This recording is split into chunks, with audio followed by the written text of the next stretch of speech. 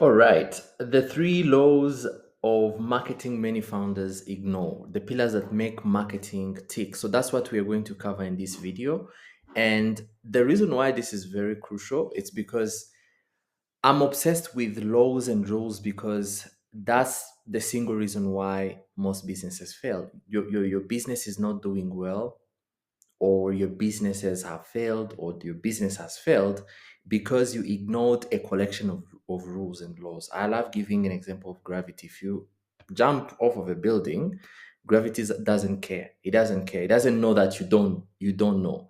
So laws and rules, especially laws, they affect you no matter what. So the best thing you can do, the most incredible favor that you can do to yourself is knowing them, mastering them, leveraging them, using them, so that you don't find yourself in a, you know,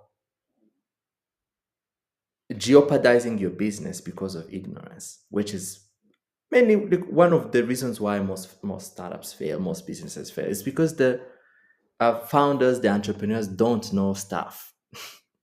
You don't know, so you don't know how to operate it. So because it has always amazed me how people think that to become a pilot you need to study for like 4 years or 6 or 5 years. To become a surgeon you have to study for 6 years. To become a pharmacist you need to study for 5 years. But for some reason someone wakes up in the morning and think that you can be an entrepreneur without being trained and knowing how businesses operate and knowing what makes businesses tick. That has always amazed me, because if you have to study to operate, to know how to operate a car, to know how to operate a plane, to know how to operate different devices, if you have to study, why somehow we imagine that you don't need to study how to run a business, how to make a business work.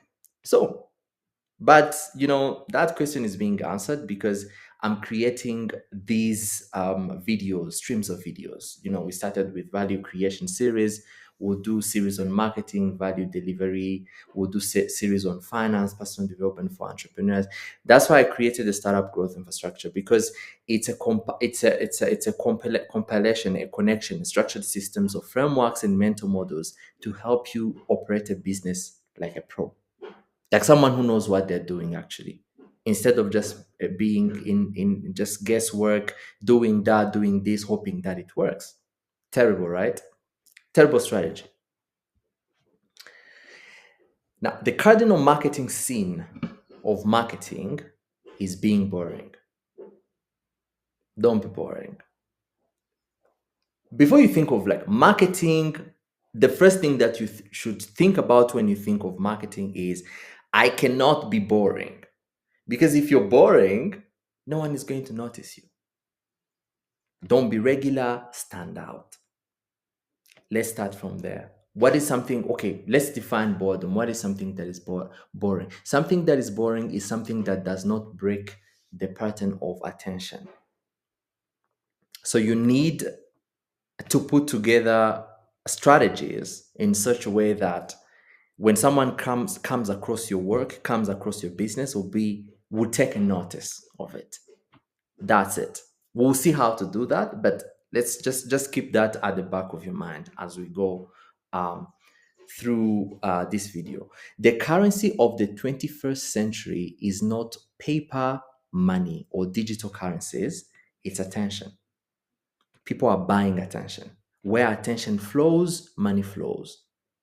So the first thing that you have to do before you do anything is draw attention to your work, draw attention to your vision, draw attention to your purpose. That's why in the previous video, episode 5, I believe, I covered about how when you're building wealth, the first thing you have to do, you master a skill, and then the next step is IP and media. Why? Because you need to draw attention to what you're doing.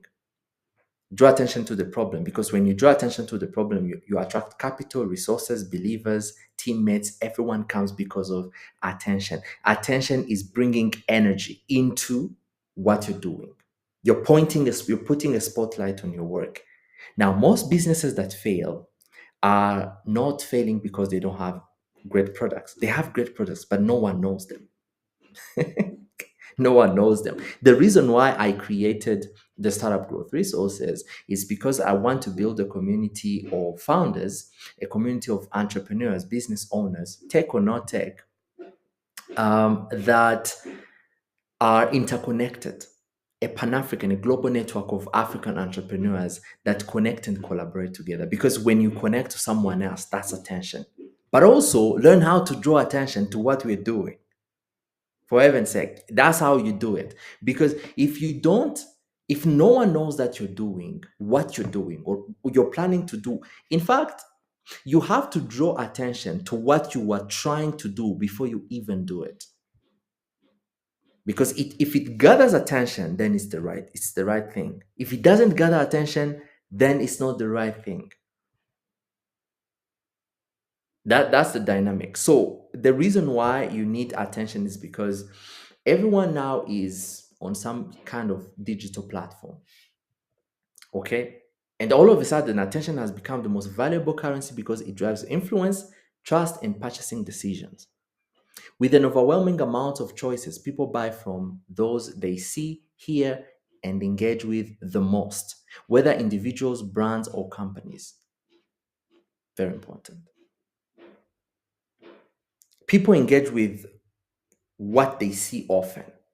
We will see that. We will see how, the circle of influence and circle of purchase, how it happens. Today, to buy anything, you need to go and check, the IG. When someone says, there's this amazing shop, they say like, great t-shirts, great hoodies. Yeah, I think you should check them out. And then they'll be, okay, do they have an IG page? I would like to check them out. Do they have a website? That's the first thing people ask because everyone is on the digital space. It's a world in itself, and people live there. Oh my God, people live there, literally. So marketing now, the center of marketing has become attention. If you can draw attention to what you're doing, that thing will succeed. If you cannot draw attention to what you're doing, you can kiss it goodbye.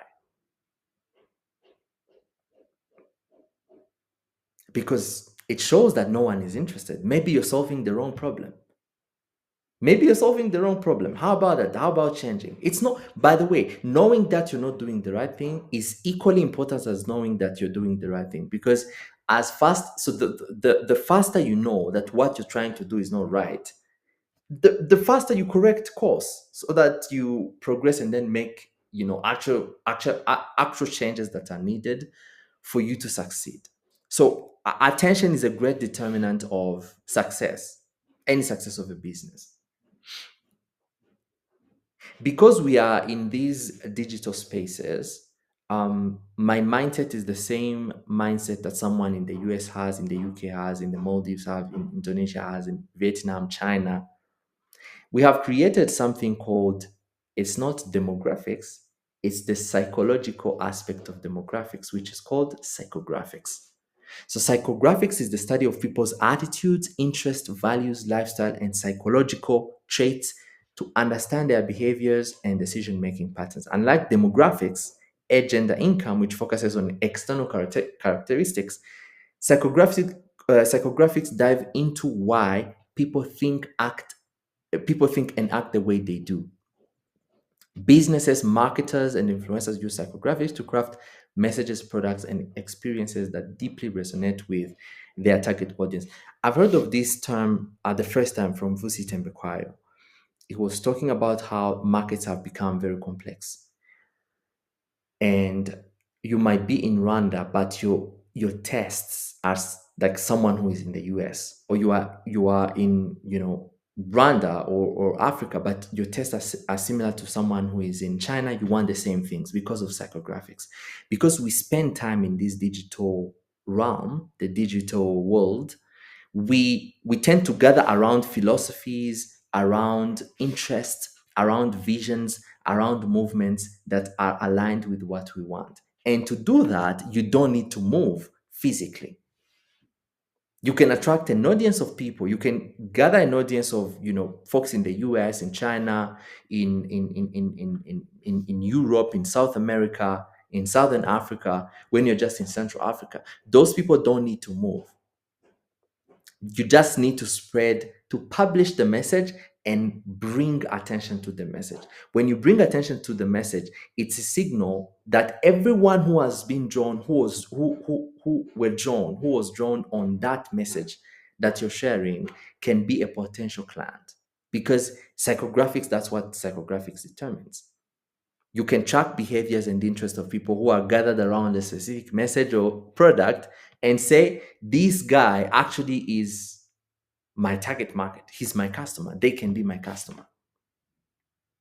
That's how marketing has evolved over the past years. Because before, marketing was more on, like, demographics, age, gender, stuff like that. Those things are still valid, but now we have a layer of complexity of psychographics, because now, there are people who can literally say, I'm not going to buy. Okay, let's say I was following an influencer online, and then all of a sudden they launch a merch brand, or they launch a drink brand.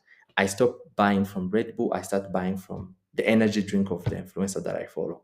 That has happened all the time. That's why so today, if you because of psychographics, the first thing you want to do is bring attention to what you're doing. Attention, attention, attention. That's the key. We've said we're talking about this. Loyalty, and ultimately higher revenue. Because people who are drawn to a certain type of message, they remain loyal to that message, because that message actually aligns with who they are. That's why we are drawn to given messages. The reason why we're drawn to given messages, it's because they represent who we are. Okay, the reason why you want to associate yourself with celebrities, well-known people, it's because they are a reflection of how we want the world to perceive us.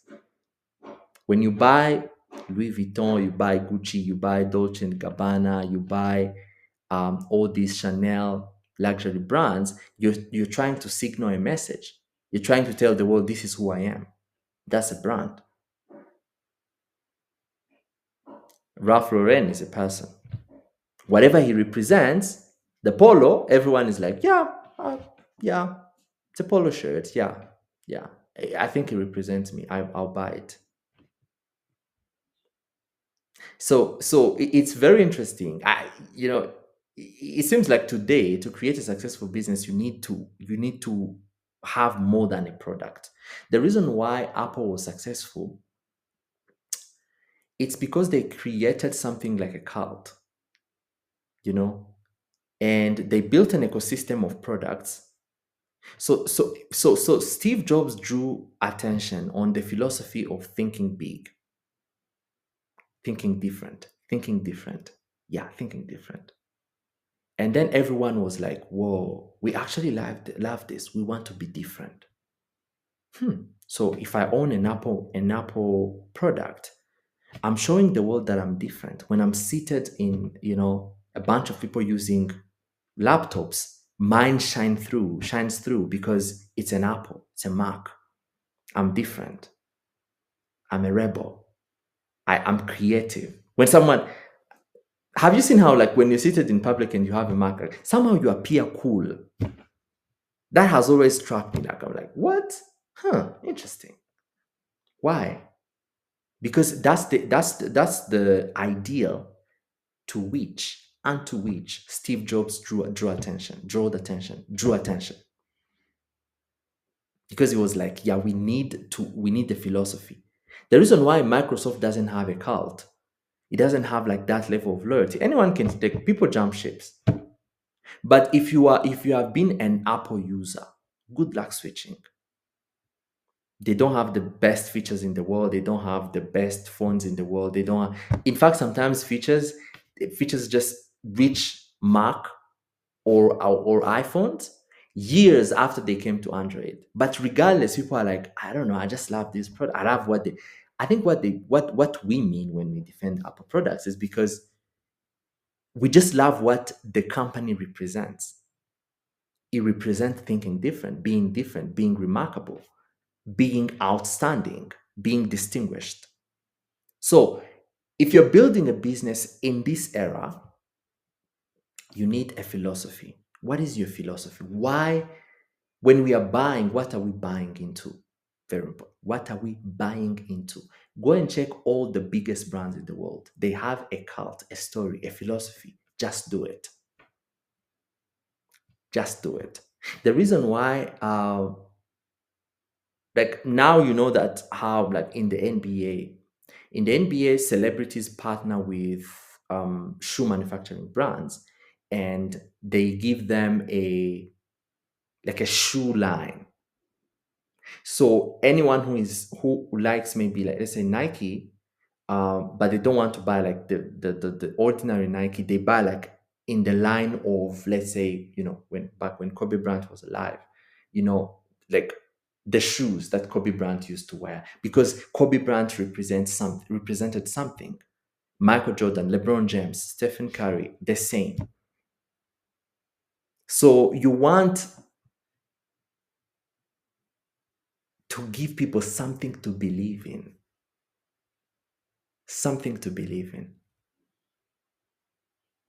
So when you give people something to believe in, because we humans are always in search for people, for a place to belong.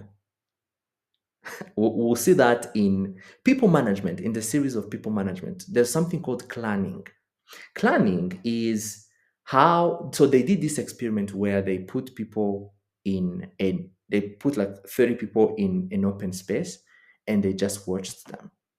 In just a matter of 2 hours, 3 hours, people had started forming groups somehow. It just made itself somehow. People started grouping themselves into like small groups, small groups, small groups. You will see that if you go in a big event, you will see that people tend to gather around, small circles. It's because we want to belong. We want a philosophy to believe in. We want to tell people, okay, yeah, this is what we stand for. So give people that, exactly that. And then when you give people something to believe in and you draw attention to that philosophy, people are going to come. It doesn't matter. The philosophy might not even be that deep, but it's something ideal to you. If it's something that is pertinent to your heart, and you'll be like, this is why. By the one of the most important rules that I shared in the previous videos is the rule of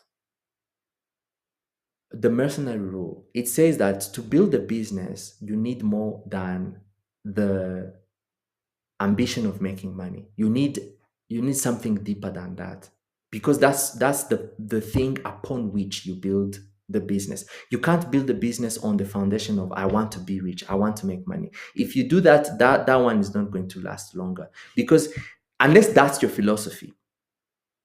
If the philosophy is building wealth, becoming rich, blah blah blah, becoming like these YouTube influencers, that's fine. Show us the Lambo, the apartments, the penthouse, that's fine. But if you have something else, say it. Is it safety? Is it education? Is it competence? Is it excellence? Is it hard work, persistence? What is your philosophy? What is the philosophy behind your business? What philosophy do you want your customers to join? What philosophy do you want your customers to join? This is very important. Ask yourself that question. And if you can't find an answer, that's fine. Take time, but give it a thought. As we go, think about it. Find it. In fact, find it. Make sure that you find it. Because if your competitor finds it and you did not, forget even your competitors. If you don't find it, you're not going to create a legacy business. Because one of the reasons why I created the Startup Growth Infrastructure is because I was always disturbed by the rate at which businesses fail, spiral down, when the founder dies and he does not leave any legacy to any systems, because the startup growth infrastructure is systems. And when the business owner dies without giving the successor systems with which to run the business, that the business is going to crumble. And systems comes with also philosophy. That's what they entail, actually. You say, like, well, this is what we stand for. Defend this, draw attention to this. And then we can, now from there, we can succeed. We know that we will succeed. Interesting. So the number one law of marketing is receptivity. Now, what is receptivity? Receptivity is a measure of how open people are to your message. People ignore what they don't care about. The form and customization of your message influences how receptive people are to the information it contains. What and when. People are more receptive to certain things at certain times. The reason why receptivity is very crucial, it's because you want to serve water when people are thirsty. That's when people are receptive towards water. Even if you don't sell water, but sell some liquid. Okay? Because you know, okay, if you can say, okay, this is a warm climate, it's very hot outside, people are more receptive. Even when it's raining, people can drink water, but people are more receptive. What and when? When is very important, because there is a season where people are receptive towards certain message. Today, if you say, I'm building an AI-powered XYZ, people are going to be like, hey, yeah, come, okay, tell us more. We are interested. But back in 2012, when you say I'm building an AI-powered, people would be like, okay. But now people are more receptive to AI because AI is there, is in our face.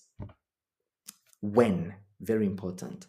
Because you can have an amazing business, and when you present it, people are going to be like, well, it's a good idea, but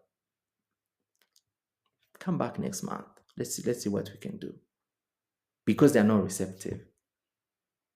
But if there is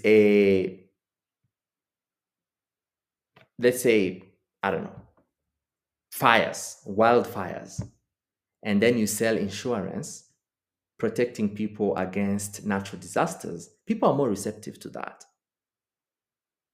Okay. For instance, in 2020, during COVID, people were like, we need to strengthen our immune system. So every company that was selling supplements for immunity, immune systems, healthy living, exercise, those companies blew up. Stock market off the charts. Why? Because people are receptive. People were very receptive. They were like, yeah, we need to protect ourselves. But now people are like, we are fine. We think we are fine. We'll be good. Next month, maybe. Because receptivity. So when you're building and it doesn't mean that your business is bad. You can even structure your business, your message, in such a way that people are going to be receptive towards it. Because it's always how you say things. That's what matters. How you say things. How you say things, not exactly what you even say, but how you say them, how you transfer the message. That is the most important thing. Now, there's something called the cycle of exposure. This is how people buy. Now, what is interesting about this is that you can see there is exploration, evaluation, then exposure, exposure, exposure, exposure, exposure, exposure, exposure, exposure. So today, the reason why, for instance, the concept of sales funnels doesn't work anymore is because people are now able to jump ship. You can watch a video, and then when you watch an ad, you skip the ad. You jump ship. the sales process. And then you go on LinkedIn, you go to WhatsApp, you watch, and then say, okay, fine, we'll see. There's something called the 7-11-4 rule. The 7-11-4 rule says that you need to spend 7 hours with someone, you need 11 touch points, and then they need to see you in 4 different locations. You need to have 7 hours of content that can be consumed, that your client can watch, read, consume, so that they know more about you. And then you need 11 interactions. Could be DMs, could be an ad, it could be an email newsletter, or other interactions of that kind. And then they need to see you in 4 locations. Could be in person, online, on YouTube, on LinkedIn, on X. Exposure, exposure, exposure, exposure, exposure, exposure. Today, people don't buy when they first meet you. No. They need to wait, get to know you, view your LinkedIn profile, see what you're doing, join your community, give them free things, see how it goes, and then we'll see that in the strategies of how to do it. But that this is the reality of today. Psychographics, right? Yeah. So if you try to sell things right away, then people are going to be resistant. For people to be receptive, you need to prepare them. Preparing people, warming leads.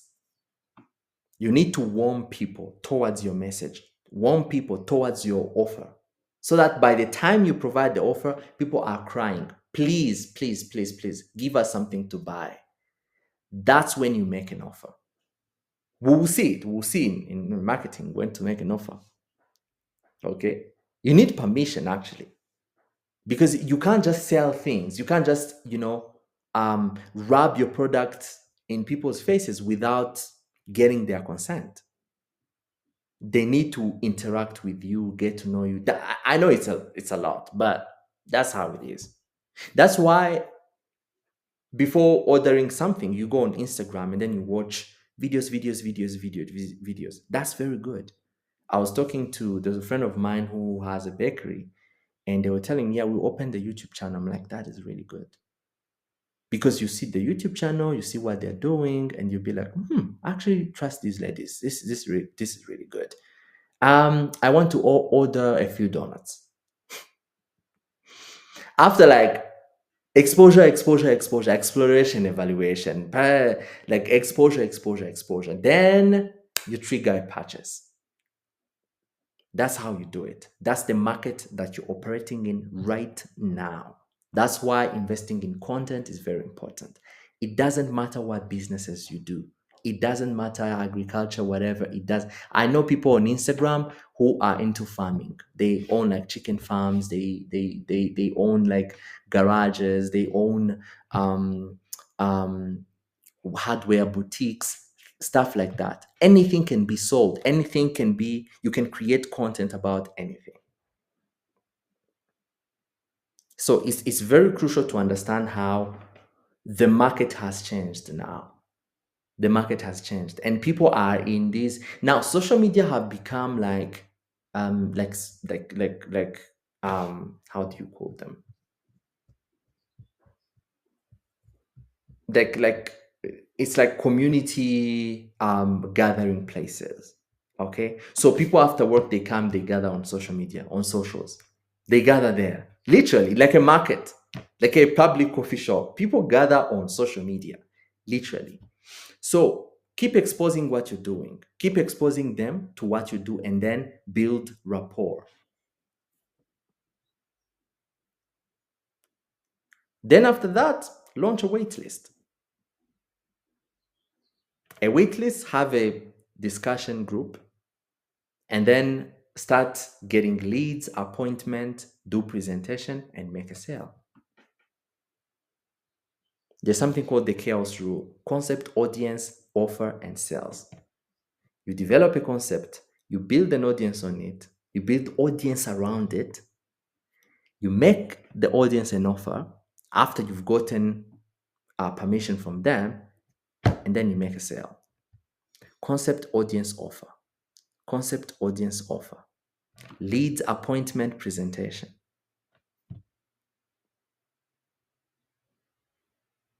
So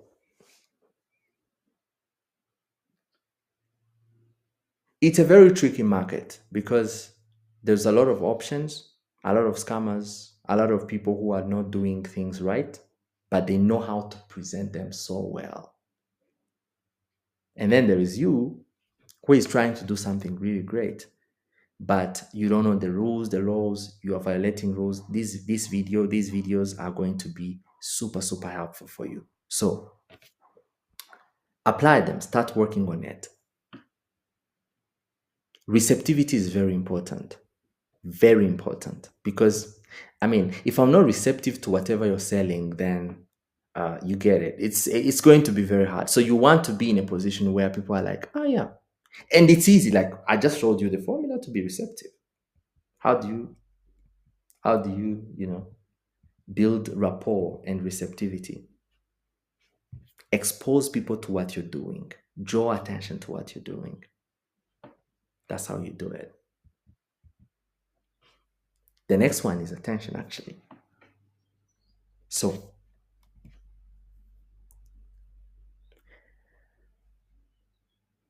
attention is scarce. I only have 24 hours in the day, and I need to sleep, I need to work, I need to eat, I need to shower, I need to meet people, I need to, dedicate time to a spiritual development, personal development, and all of. So, to be noticed, you need to find a way to be more interesting or useful than your competition. Interesting or useful.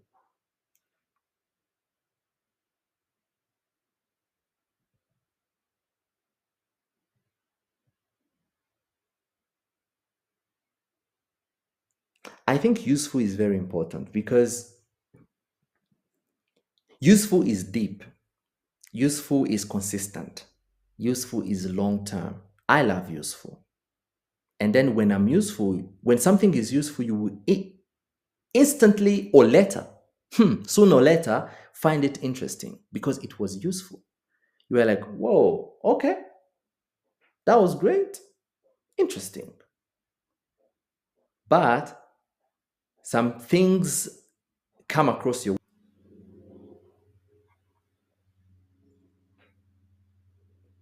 So it's very quite interesting because sometimes you might find yourself,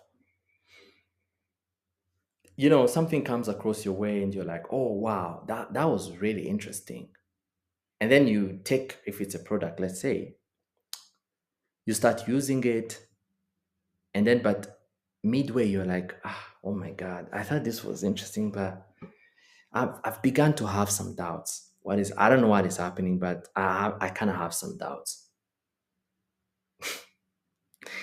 So that's why I always opt for useful. Be useful, add value, serious value, and then people are going to find interesting. And the good thing about being useful products don't need a lot of advertising. They do marketing, but they do less advertising because the word of mouth works here, is at work here. People are like, oh my God, have you been there? Whoo, crazy. This guy is amazing. Have you used their products? Shh. Oh, it's really great. Try them out. In fact, I'm going to buy you some, and then yeah, just give them a try. You will not regret it. So it's always business is about making sales, not winning a popularity contest. So that's the goal of a business. And making sales means that you've been useful. People remember, the goal is not to be popular. The goal is to be impactful and useful. Because you can impress 1,000 people and no one buys. But someone else can go and add value to 20 people Those 20 people will be like, bro, I'll pay you anything that you want, but I want to work with you. I want to use your product. I want to use your services. If you're not there, like I have a barber that we've been working together for the past 5 years. That guy, when he's not there, I don't get car. Nope. I go home. I come back when he's there because he has convinced me that he does his job so well. So that's the power of being useful and being impactful. When that's there, man, it's unlimited power for your business, unlimited stamina for your finances, for your sales. So usefulness is always it always wins.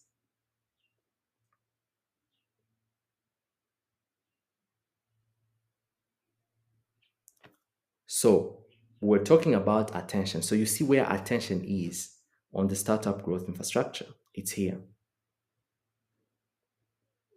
Now, how do you capture attention? You break preoccupation. You capture attention by breaking preoccupation. What is preoccupation? Busyness. People are busy.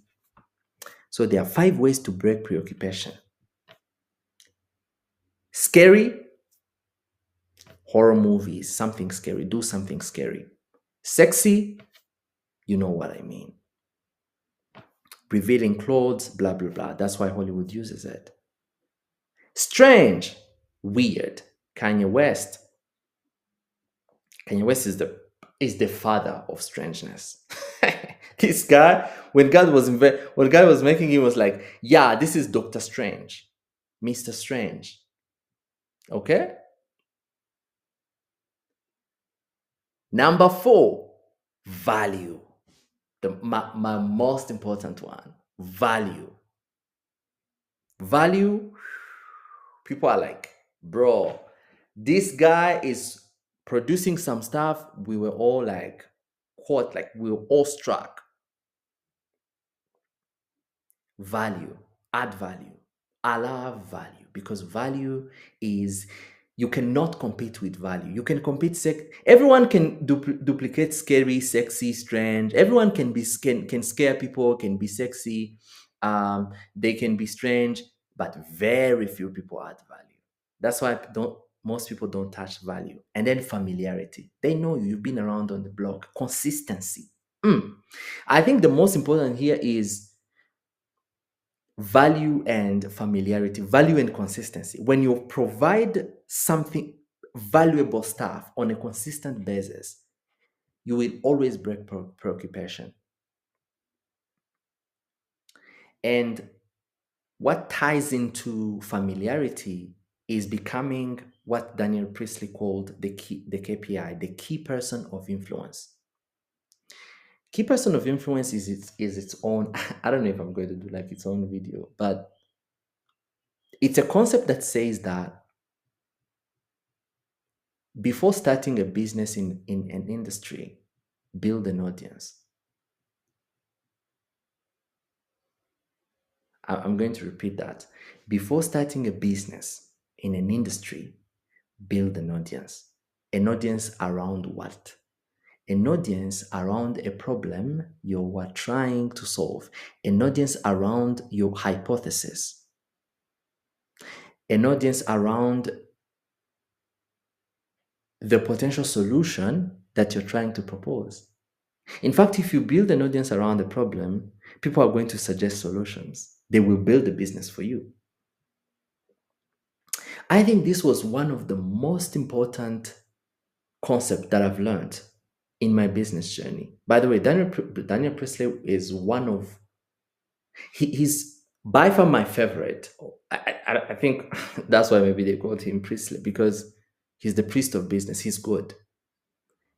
And he discovered this concept when he used to run an event companies in the UK, in Australia. He's Australian, but he relocated in the UK, back in the days, and he started running these events. And he noticed that the people who attract most businesses, most deals are people who have an audience.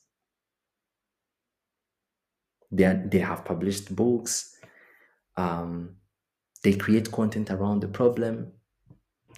Um, they're always advocating, raising awareness around the issues. So because of that, people follow them because they're like, they're very interesting. I didn't know that the health sector has this issue. Oh wow, okay. Who is this guy? That's the golden question. Who is this guy? Oh yeah. Oh, he's been creating content for the past year, 2 years. How many followers? Oh, 5,000. Oh wow. Okay. Keep an eye on him. Keep an eye on him. Then he noticed that these guys are always pitching a problem. They're talking about a problem. They're publishing content. And then what ends up happening, like I told you earlier in the previous video, they skill and then they start developing the media and then they start productizing, building a product that solves the problem that has drawn the most attention. I rest my case. The reason why it's going to be very hard for your business to pick up is because no one knows the problem you're trying to solve. Because what you want is empathy. You want empathy. So to have empathy for what you do, empathy attracts great team members, it attracts investors, partners, which is there. When that's there, you have a business because you have an audience, you have partners, you have money, and you have people who are crying to get the product. Millions of dollars. So he noticed that these guys, they attract the best deals. Anything that is in their space, they call that guy. There's this health company that is there. There's this health investment. There's this thing with the UN. There's this thing in health. Because he's a key person of influence in the domain of health. So no one is going to teach you these things. In like traditional accelerators and incubators, because they haven't caught yet on the trend. I think the great thing that you can do as a founder is start creating content around the problem you're solving. Raise awareness, serious awareness. I'm talking about Monday to Sunday awareness.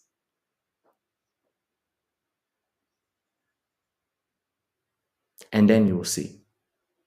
Because if it's a problem, like I said, you did not violate the mercenary rule, which is creating a business for the sake of making money. You're creating a business and you have mission, vision, origin. Guys, these mental models are very serious. If you violate any of them, don't ask me for results. So mission, vision, origin.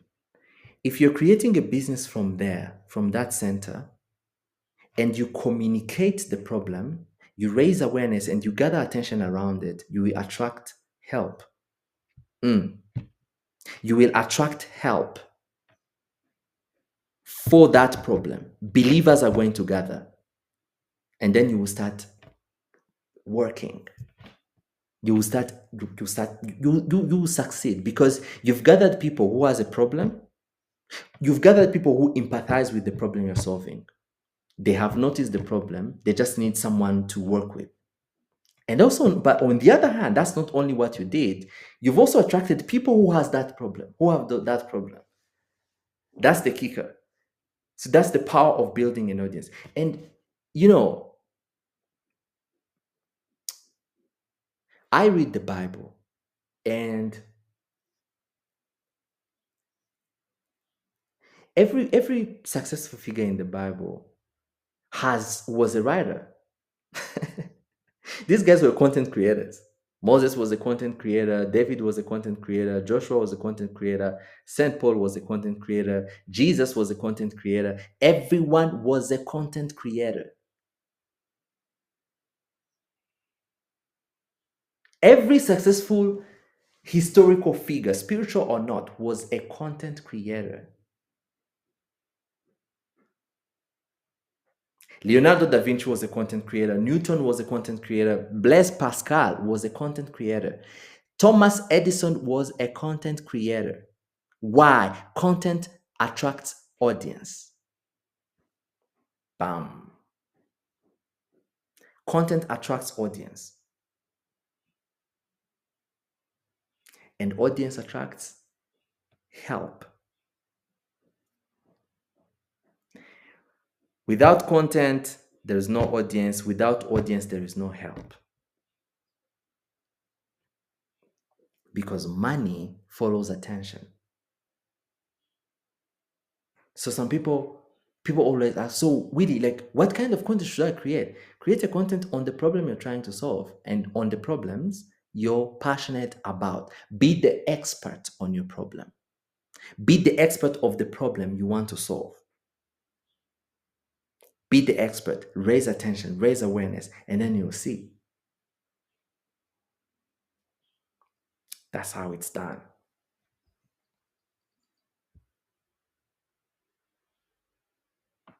Three, remarkability. Be remarkable.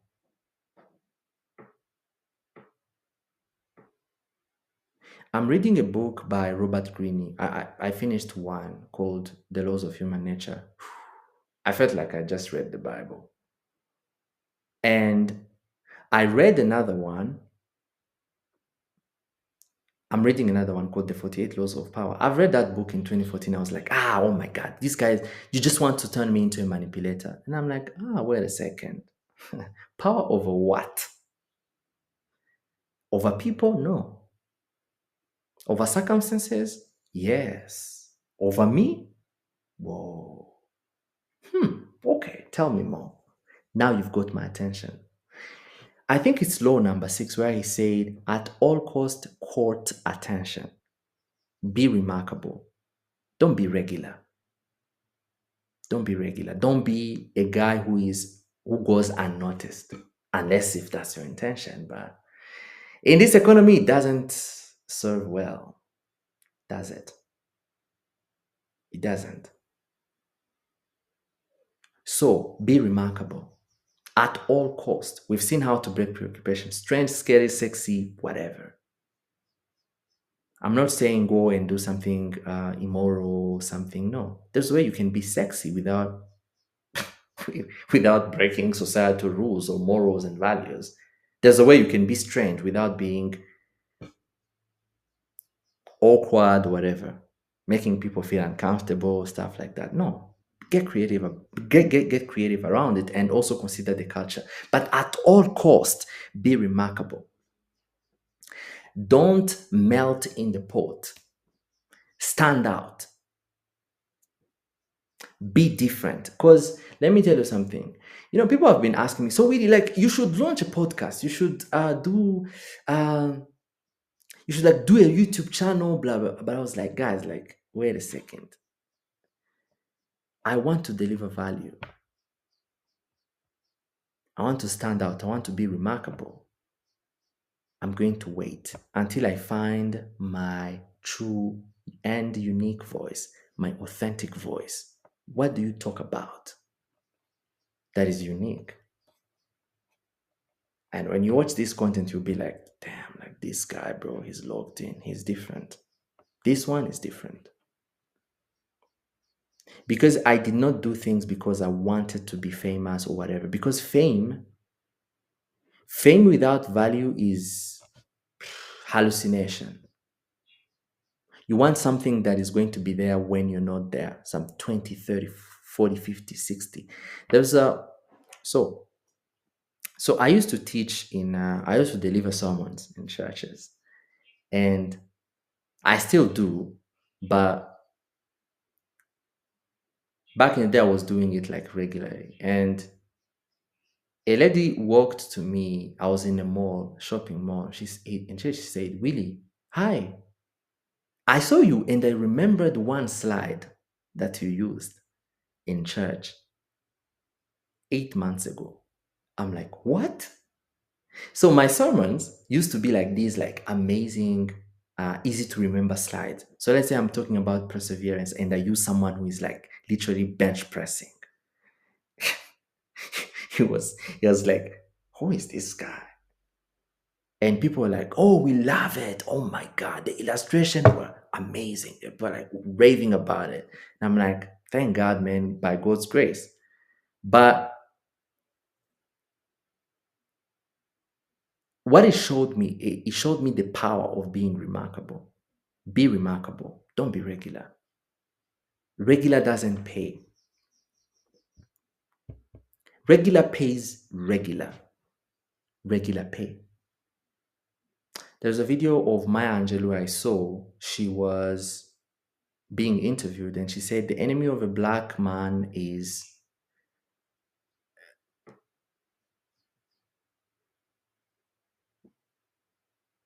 modesty. Be humble, but don't be modest. Be humble, but don't be modest. Don't be afraid of standing out. Stand out. So being remarkable is the best way to attract attention. You should design your offer to be remarkable. Aim for the edges. That's where remarkability is. Push it a little bit. I love it. Aim for the edges because the edges is where the money is. That's where people make millions. People don't make millions in the comfortable zone. I always tell people if you have an option of doing something that is feasible, hard, and super uncomfortable, without even thinking about it, start with super uncomfortable.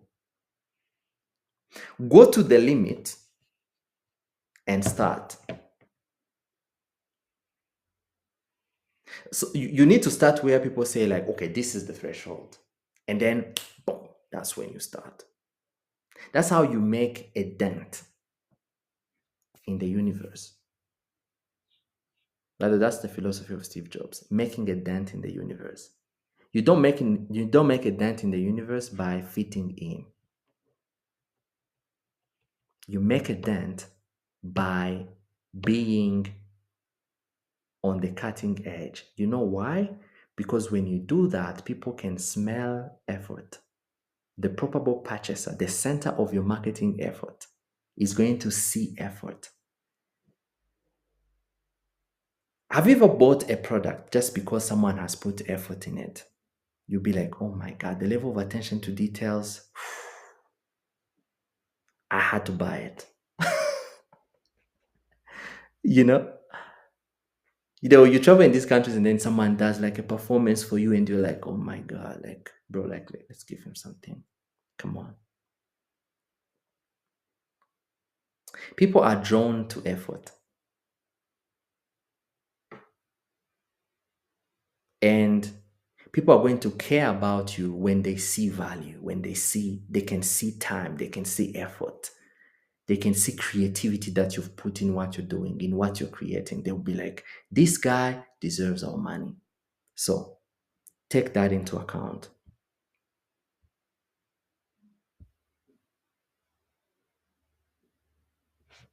So I hope this was useful.